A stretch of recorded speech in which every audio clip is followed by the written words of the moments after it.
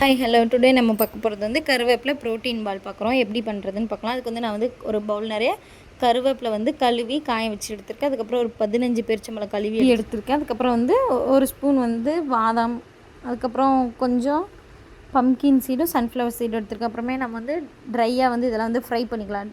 கருவேப்பிலை வந்து காஞ்சி நல்லா வணக்கி எடுத்தோம்னா நல்லா மொறுன்னு ஃப்ரை ஆகி வரணும். நல்லா அது கையில் போட்டு நசுக்கும் போது நல்லா க்ரன்ச்சியாக இருக்கும், தூள் மாதிரி கொட்டும்.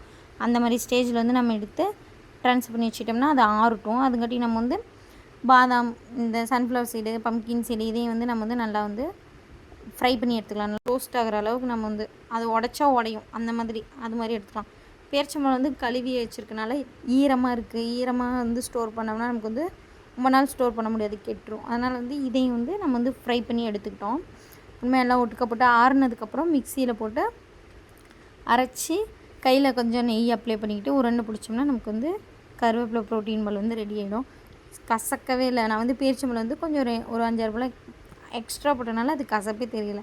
ஸோ இந்த வீடியோ பிடிச்சிருந்தால் லைக் பண்ணுங்கள், கமெண்ட் பண்ணுங்கள். கேடி ஃபுட் கார்னரை சப்ஸ்கிரைப் பண்ணிக்கோங்க. தேங்க்யூ ஃபார் வாட்சிங்.